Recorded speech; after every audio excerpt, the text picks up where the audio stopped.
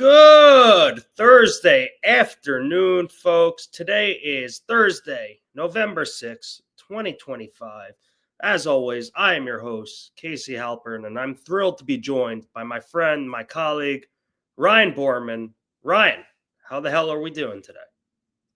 Good. How are you doing, Casey?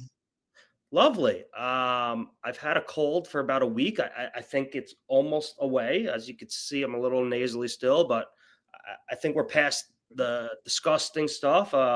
Looking forward to a week 10. Hard to believe it's week 10 already.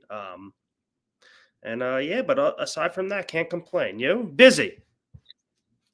I'm in the same boat. I've been sick since about a week or so too. I was kind of on my ass all weekend. It's just brutal, and I'm starting to get through it. I'm still a little nasally too. I got a little bit of a cough going, but it's not too bad now. It was rough for the beginning part of the week, especially like the same thing like you said, busy, hectic, a little bit of a hectic start to Thursday, but we're here. We're doing all right, so we're ready to go. Look, tomorrow's Friday. Then after Friday, you get the weekend. So almost there. But it's been a very busy week. The NFL trade deadline has come and gone. We are officially into the second half of the football season, which is crazy to say. I really can't believe it's already November 6th, and we're 3 weeks away from Thanksgiving, which is just wild in itself. But the playoff push is officially on. But before we get into week 10 and our thoughts there, I wanted to kick it to you. I know you messaged me before, but for the audience at home, I know we usually show you how to make a good amount of change on this show before we dive into things. But unfortunately, the promos this week are seemingly weak at the moment. There's not much to highlight for the game tonight. So I kind of wanted to just kick it to you, Ryan, to kind of discuss potentially tonight's touchdown jackpot, which is part of FanDuel's weekly promotion for Thursday Night Football. Yeah, no, absolutely. I think the promos are a little weak right now. I think FanDuel has like a live promo on top of it. DraftKings like pushed into like 3-leg, 4-leg, 5-leg parlays for the game where it used to be straight boosts. So we're kind of in that season. I'm hoping they pick back up, come holiday season. They usually do, like you mentioned, and that's creeping up on us soon. But from a touchdown jackpot perspective, do you want me to pull open the tool or kind of just talk through it, Casey? What are you thinking here?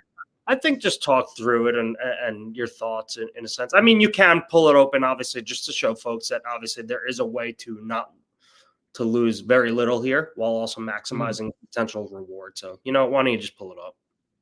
Okay, cool. Yeah, I'll bring open give me 1 second here and I'll bring open the Dutch matcher and we'll bring it up. But for those of you who don't know, Promo Jackpot is a weekly promo that FanDuel does run, and you will bet on an anytime touchdown score. And it's a $5 minimum bet, and you'll bet on an anytime touchdown score. And if they score the first or the last touchdown, you will get a share of the bonus bets, share of $2 million of bonus bets if they score the first or the last touchdown, based on how many people bet that same player as you. So it's kind of a risk-free opportunity every week to get a share of bonus bets. Last week, I actually did bet on Mark Andrews in the touchdown jackpot, and that ended up netting me a $48 bonus bet, which then I converted back to about $33 to $35. I forget the exact number, but if you're doing it right and you're looking at it, you're using ProfitDuel to do it and maximizing tools, you're looking at maybe a 20 to 50 cent loss weekly. So if you just win one of these, you're looking at a profit for the entire season. And now if you haven't jumped in already, we got 7 or 8 weeks left in the NFL season, multiply that by 20 or 50 cents, you're looking at a maximum loss of $3 to $5. And that's that's with go ahead. No. It's very negligible, the losses, and that's with the Yeah. potential of winning even more money. I will say, even if you do like take a $5 loss every week, like sure, like you don't want to light money on fire, but there is a lot of potential to just like really throw some darts here. If you're okay with losing like $5, if you want to go like really down the board, like there are a ton of options here, and chances are you might even just throw a dart and hit a bullseye one of these weeks, and it can pay off pretty handsomely.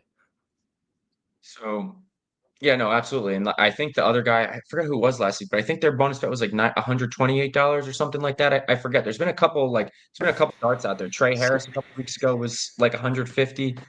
Um, so Last week it's was regardless, bottom line. wait, last week It was the Ravens game. Who was the last touchdown score? I'm totally blank. Ravens Dolphins it was. I think it was the last touchdown score was it not Mark oh, Anthony or was it Bateman? no, it was Bateman. It was Bateman. It was Bateman, I'm pretty sure. Yeah. So, Um, but I'll run you down how to do it really quickly. You're going to come into ProfitDuel. You're going to go to the Dutch Matcher. You're going to look for an NFL football anytime TD, and you're going to want. I'll just put it in here. You're going to search for the Broncos, and you're going to have uh, FanDuel as your option because that's the primary sportsbook you want. And you can see right here. So this, if you have access to no vig, this is a long shot, a little bit of a long shot here, but it is going to put in $5. It is Jack Beck, and I believe he is the Raiders now potentially yeah. second wide receiver. So this looks like after the Jacoby Myers trade, we don't really know who's going to get involved for the Raiders tonight. I don't think anyone truthfully does know. So right here, you can even this one you won't even lose. You put lock in $5 on Beck on FanDuel for the touchdown jackpot, put 60 on no vig, and your profit is either $0 or you gain 43 cents from this. So this is a completely risk-free opportunity that is currently available if you have no vig and FanDuel available to you. But yeah, we don't know what the game script looks like now for the Raiders. You assume they're going to rely heavily on Genty and Bowers because Bowers had a pretty much a career game last week and now leads all fantasy scorers with the highest total. But Geno Smith has also had Jacoby Myers. I mean, not Jacoby Myers. Sorry, Trey Tucker and Brock Bowers were the two highest fantasy scorers this year. So who knows what they do in that offense come next week? But this could be one that has a potential for a big time bonus bet. Yeah, this is definitely interesting. Obviously, Jacoby Myers is no longer on the Raiders. Jack Beck is a second-round rookie from TCU. Perhaps he scores his first NFL career touchdown tonight. He only has 7 catches on the year as a rookie, but obviously there are going to be plenty more opportunities going his way. Obviously, with now Jacoby Myers going to Jacksonville. I'm not going to take Jack Beck. I'm honestly going to go really down the board. I just need to make sure his odds are correct here. I have FanDuel up, and for some reason he's actually not listed. He might be hurt actually now that I think about it. But aside from that, I'm going to probably look at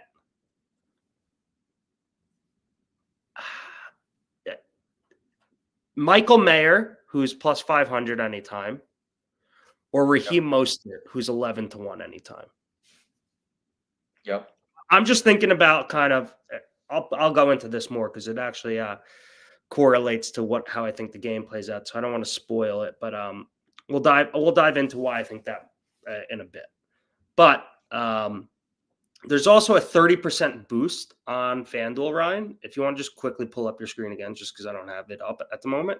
There's a 30% boost. I do have a $50 max if we want to just show folks how to use it quickly on tonight's game. Yeah. No problem. Give me 1 second here. Window, Dutch Matcher, boom. So we are actually going to go to now the Boost Matcher. 30%. It's already set in there. So FanDuel 30% profit boost, max bet $50.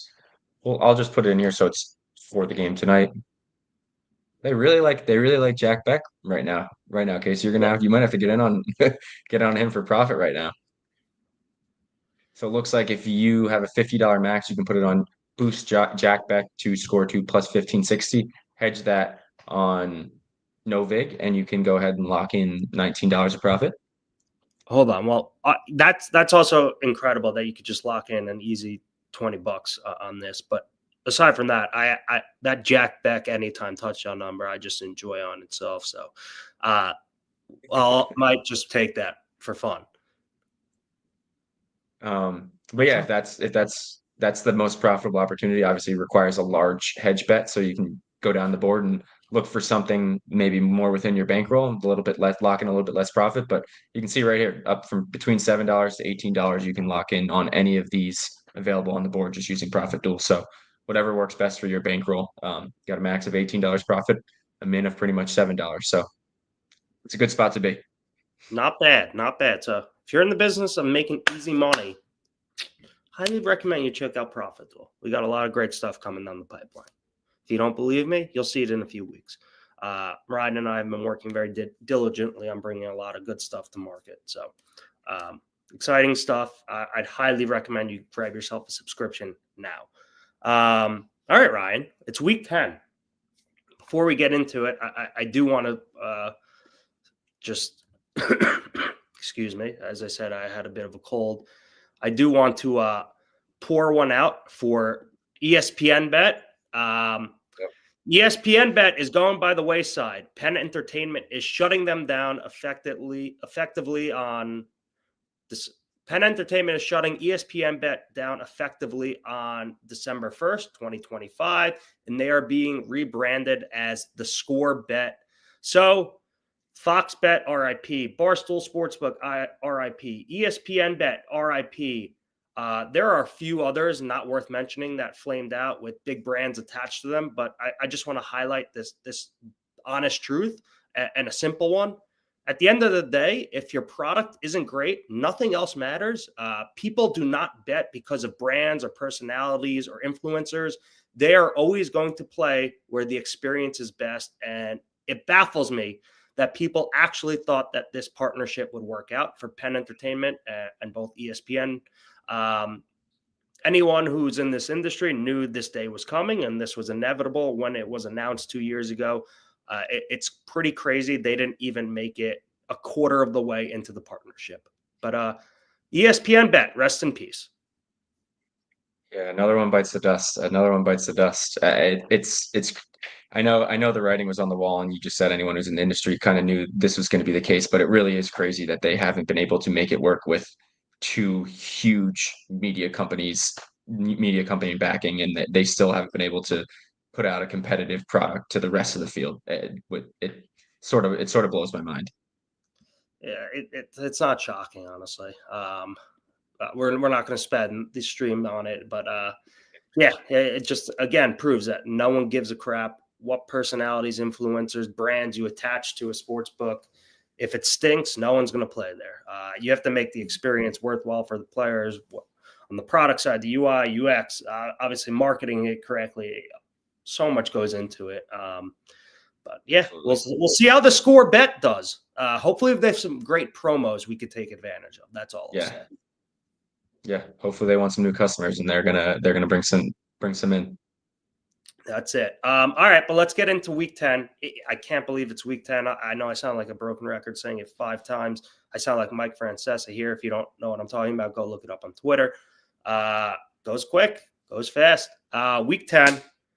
Ryan, since you literally take my pick every single time we do this, I'm going to start with my pick for today. You keep passing it my way. That's on you. That's on you at this point. Look, I'm the host. I'm gracious. You're coming into my home. Guest eat first. But we're going to change it up today. My chalk play of the week, give me the Denver Broncos minus 9.5. This is a brutal, brutal spot for the Vegas Raiders. They're heading into Mile High on short rest after an overtime loss. And that defense was on the field for 77 plays Sunday against the Jags. So they have to be feeling it. Now they're going up against one of the best defenses in football behind the banged up and leaky offensive line. I get that 9.5 is a big number, especially in a divisional matchup on a short week. But I'm going to lay it with Denver. The Broncos offense is a different animal at home as well. They're averaging 31 points per game in Denver compared to just 20 on the road. And here's a great nugget I found interesting. Shout out Clev TA. Since 2000, teams coming off of an overtime game and playing on Thursday Night Football are 6-25 against the spread. And when those teams are also having to go on the road, like the Raiders are here, they're just 3-16 against the spread. So factor in the short week, the altitude, and that defense running on fumes. I think Denver wears them down, and I really hope they cover comfortably here. So give me the Broncos. All right. There, you got your prediction right for game one tonight. of Week 10. The Broncos are an interesting team, man. They're good. They don't even need like a solid performance out of Bo Nix to be a very good NFL team, which is just crazy to me. But yeah, I mean, I like it. I like it. That wasn't going to be my pick, that there you go. So that helps this week. You would have been off the hook regardless. But I mean, do we want to keep going down the board, or do you want to talk a little bit more about just this Denver game tonight? Let's talk a little bit more about this Denver game tonight. I did mention two guys I did like for the touchdown jackpot. The reason was because I think Vegas is going to get smacked. So I think those two guys will be in for garbage time. So I don't hate Jack Beck. I think these guys are all, anyone on the Raiders, I think is worth a look, especially go to the second and third string guys, which is Mostert, Michael Mayer, even Jack Beck, even though he'll probably get a lot of burn, but he's a rookie, so they're probably going to play him the whole game. I think throwing a dart on any of those guys for the touchdown jackpot is probably a good move. Just because I think oh, sorry. Keep going, Casey. Didn't mean to cut you no, off. just I think they will be getting blown out and or can be the last touchdown score. That's really it. You know who didn't they sign? I just remember this. Didn't they sign freaking Tyler Lockett this week Yeah, too? they did sign Tyler Lockett. They have a mess back there. A mess back there of their wide receiver 2 and 3 now. I And don't even know what they have. if you actually want to get really disgusting and take something, I got to see if he's actually going back. So give me 1 second. But yes, they did. No, you're fine. I forgot about that. He asked out of the Titans to go to the Raiders. I mean, what are we? This is really disgusting because this guy has I think I'm looking at his stats right now. He has 6 career carries and 3 career receptions. But West Hampton, New York's very own Dylan Laub, who I think is like the Raiders' third or fourth string running back. He is a complete special teams player. If you want to get nuts and just throw a complete dart to score the last touchdown for the touchdown jackpot, take him because he is 40-1 anytime. And I have to assume that no other sicko in the United States is going to be betting on him to be the touchdown jackpot person. So you could probably win. You would win a nice 40-1 bet on anytime touchdown. And you'd probably win a nice pot of that jackpot, if I had to imagine. Yeah, I would guess so too. I think there's some people taking long shots. I don't think there's too many people who go that far. I think you have a lot of people might not touch the field once. Let me make that unequivocally clear. But if you really want to get nuts.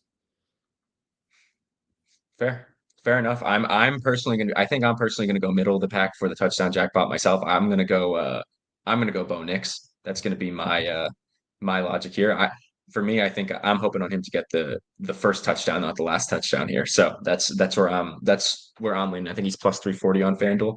He's a little plus 300, between plus 300 and plus 340 across the board. So feels like a decent number to get Bo Nix at. And I don't think he scored a rushing touchdown in 2 weeks now, which usually he runs a pretty decent amount for them. So maybe he gets back to it a little bit this week.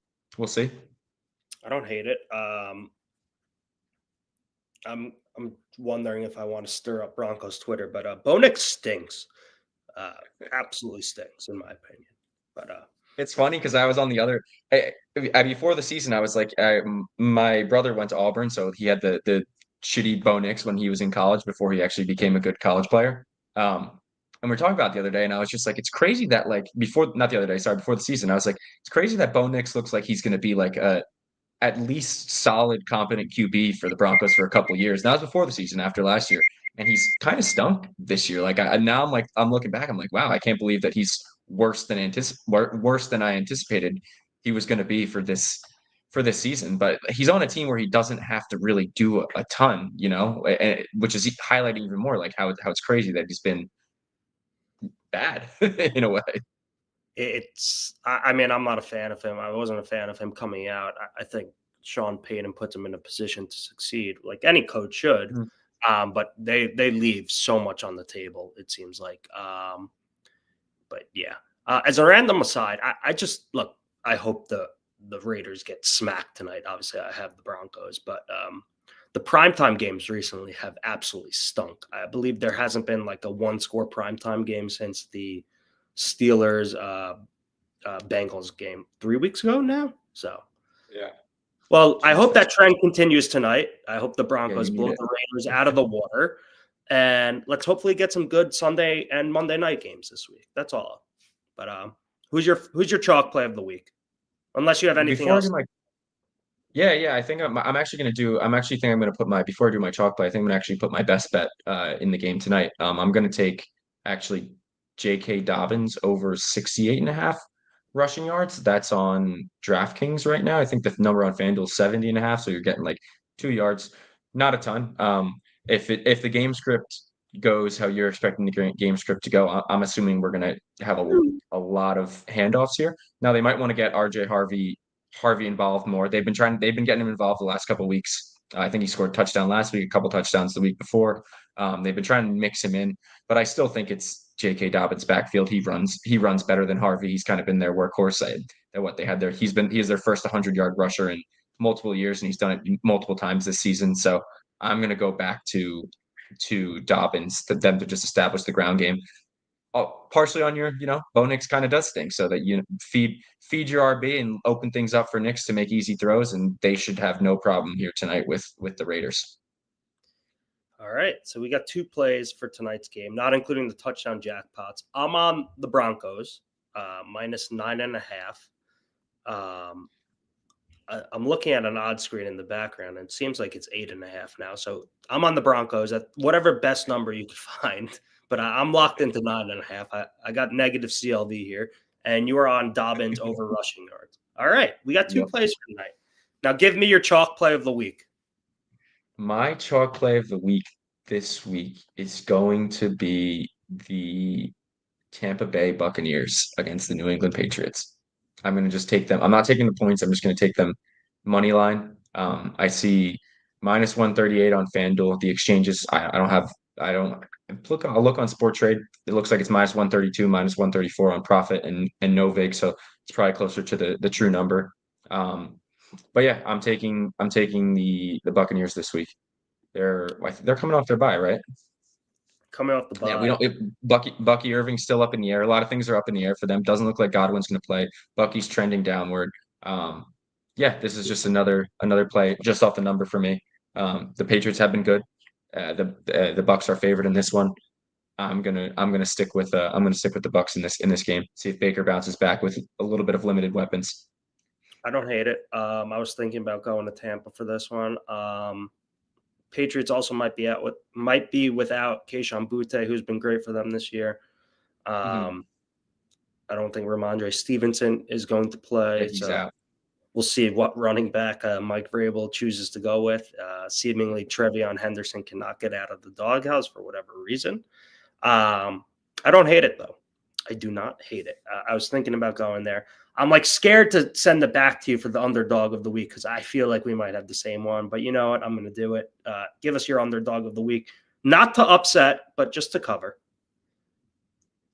Just to cover this week. Give me 1 second, Casey. If you have yours, I'll let you have it. If you don't have yours, I'm gonna take a second. Okay. My underdog of the week. Give me the Arizona Cardinals plus 6.5. Ryan, did you know that through 8 weeks, the top 4 DVOA teams of all time are the 2007 Patriots, 1991 Washington Redskins, 1985 Chicago Bears, and this year's Seattle Seahawks. Pretty elite company the Seahawks are in, which is exactly why I'm going to zag this week and take the Arizona Cardinals with the points in Seattle.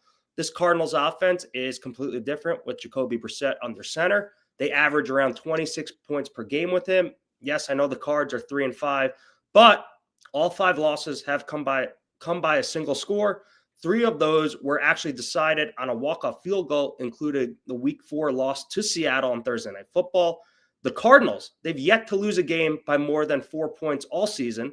And before Monday night's matchup in Dallas, Arizona's defense was gutted by injuries, but they welcomed back their stud first-round pick in Walter Nolan, got back cornerback Garrett Williams, both of whom made an immediate impact. I'm not sure Arizona wins outright, but I'm going to gladly take my chances here, catching nearly a touchdown in a divisional game. Oddly enough, Seattle, which has a notorious home field advantage hasn't actually been great at home. They're 2-2 at home, while they're a perfect 4-0 on the road. So call it stubborn or stupidity, but I seemingly cannot quit the Arizona Cardinals, and I think they keep this one tight on Sunday. They've looked way better of late with Brissett under center, and they held what they have like 7 or 8 sacks the other night on Dak, and the highest scoring offense in the league. I mean, see if they can go back to back on another high powered offense. The Seahawks got another shiny weapon, and see how they work him into the offense. Pretty much their whole offense has been throwing the ball to JSN and no one else in that receiving core. So we'll see how they work in Shaheed this week. But that might be a little bit of an adjustment period for them as well in the offense. So I mean, I like it. I wasn't going to pick them, but I was looking at that game. So I knew you were looking. Brissett I knew it was on your radar. Brissett has the offense rolling a little bit, and I don't think Benson's going to be back this week, but he might be back in the next week or two. I think he's off IR. He wasn't practicing yesterday. I haven't seen the news out yet today, but if he does come back, that gives a little bump to the running back room. They haven't seen a ton of production there. So we'll see what happens with them, but that could be another bump. I think they had a quote last week where they finally decided that they're going to just like feed the ball to Marvin Harrison Jr. and like get their best offensive weapon involved in the offense, which is, always a good strategy for a team that's struggling on offense. You have a shiny great player. He had drops early in the season, don't get me wrong, but you always want to keep that guy involved and get him going. So Brissett's doing a good job of using Harrison and McBride to their fullest, I think. Surprisingly to absolutely no one, Marvin Harrison Jr. does not suck. I know. Who could have thought it? But yeah, I'm going to take the Cardinals plus 6.5. So that's what I'm doing. Okay, so for my dog of the week, then I'm still looking at it, but I'm going to take the San Francisco 49ers plus 4.5 against the Los Angeles Rams. This one for me is I think just I think the Rams are what? They have a 1 game lead on division now. Technically, I think the Niners are 6-3 and the Rams are 6-2, if Yeah, I'm not 5-2, I mistaken. think. Maybe 5-2. Yeah. No, I think they had a bye. No, they're 6-2. Sorry, they're 6-2. But yeah, they still are behind Seattle at the moment. Yeah, for me, this is a tough divisional matchup. I think it more comes down to like a field goal game here as well. I don't know if Brock Purdy's going to play this week. Mac Jones has looked pretty good. They might get Purdy back. I don't know if Ricky Pearsall is going to come back this week or not as well. So they might have a little bit of offensive reinforcement. I just think this is going to be a closer game than we anticipate. Puka got banged up last week for the Rams. I know they said he's good to go again, but he's coming off one injury, got banged up on another injury. I like the 49ers to keep this one close. I feel like they are gonna come out and play this one hard against the Rams. And Stafford looked incredible again last week, but this is kind of a spot where I think the 49ers might be a little bit undervalued here. I was thinking about going to this game, but I was thinking about taking the Rams much earlier in the week when it was 3. At 4.5, I like the Niners. Look, whenever it seems like these two teams play, obviously Shanahan and McVay know each other extremely well, dating back to their days when they're on the same coaching staff. Look, this game should be close. It's a divisional matchup. Both teams are good. I will say the 49ers are just absolutely gutted by injuries. They have zero pass rush whatsoever. I know they're probably getting Bryce Huff back, former New York Jet, this weekend, but they didn't really do much to help themselves at the trade deadline, which I was a bit surprised about. But honestly, when you really think about it, like they probably are honest with themselves. It's just like they're going to try and make a run with the team that they have without sacrificing future capital. It's going to be hard for them to actually make any noise. Just they're too decimated by injuries, and we're just about halfway through the season. I don't hate it. These two teams, as I said, divisional matchup, know each other well. Usually these games are close, so 4.5 is a good amount of points to be getting here. Look, we'll see. What was the spread? 5 weeks ago when they played on Thursday Night Football when the 49ers pulled the upset on the road.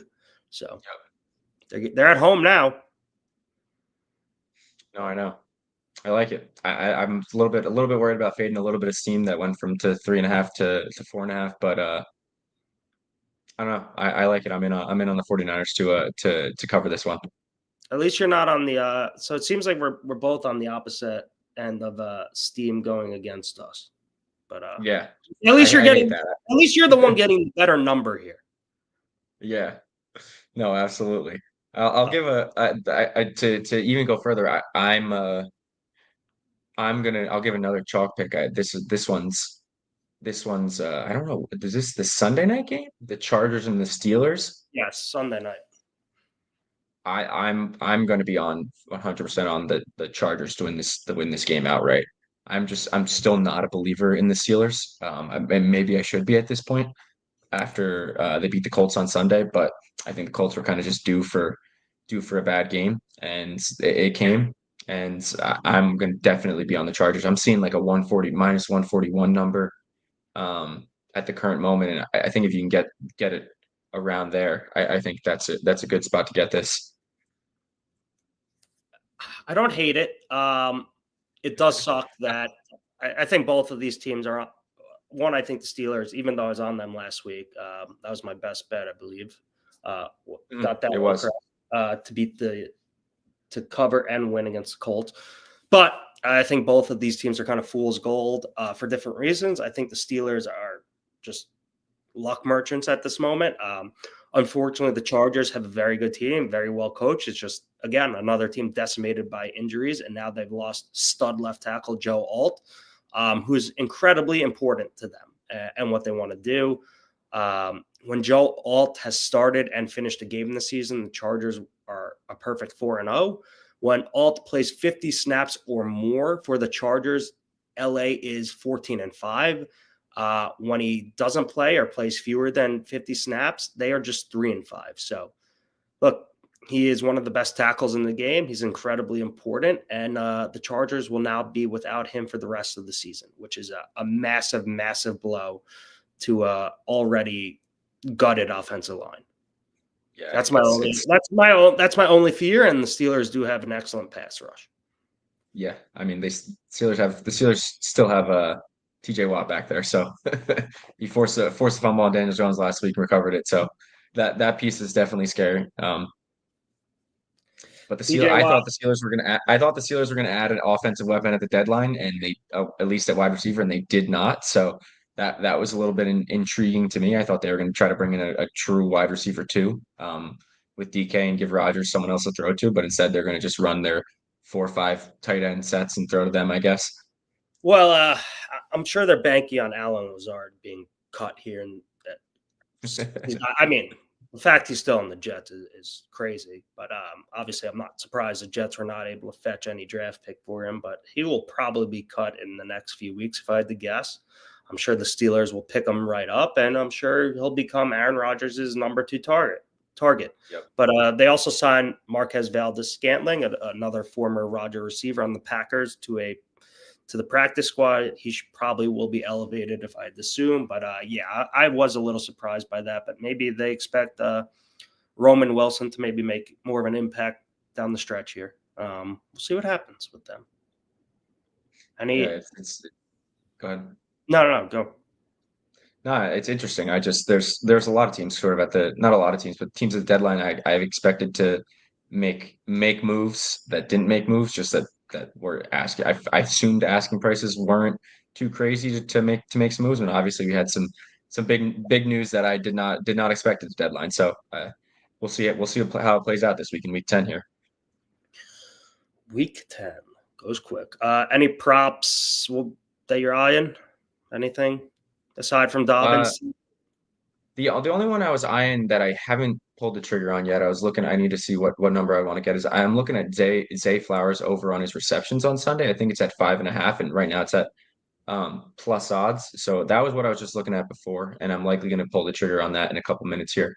And then the other one was I was looking at, let me pull it up right now. I was looking at Jalen Hurts over on his passing yards on Sunday against the Green Bay Packers. I think I'm seeing you can get it at 190.5 on some places. It's up to 194.5 other places. So if you can get it at 190.5, I think that's a prop that I'm actually going to pull the trigger on, like, as we speak.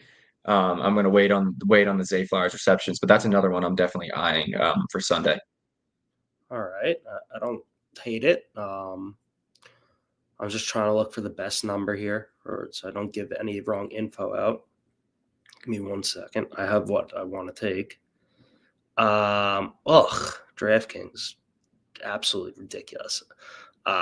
Okay, best number it looks like by my 10 seconds of research. I like Quinshon Judkins over 75 yards rushing. I believe it's minus 125. I'm looking at here on BetMGM.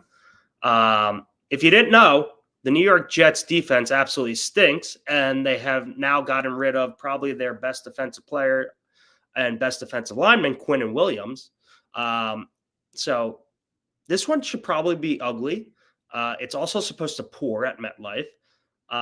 So give me Quinshon Judkins over rushing yards. Prior to the bye last week for the Browns, Judkins, he got hurt with a shoulder injury, but he does appear on track to play. And as I said, the Jets defense stinks. They ranked 23rd in defensive rush efficiency, and those numbers were with stud Quinnen Williams, who they just traded to the Dallas Cowboys. The Jets have allowed 5.2 yards per carry to running backs without Quinnen Williams on the field this season. So, yeah, I'm going to take my shot with this over, and I really just expect this game to be quick. Both teams are probably just going to want to ground and pound because their quarterbacks stink. It's going to be a rainy, wet one, cold at MetLife. I'm thrilled to be watching this one from my couch.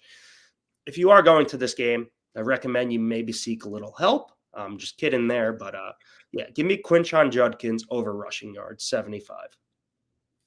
Yeah, no, I mean, I wasn't sure if we were going to get into the Jets talk or not, but this game Sunday is going to be ugly. The numbers flipped in the Browns' favor after all the trades were made.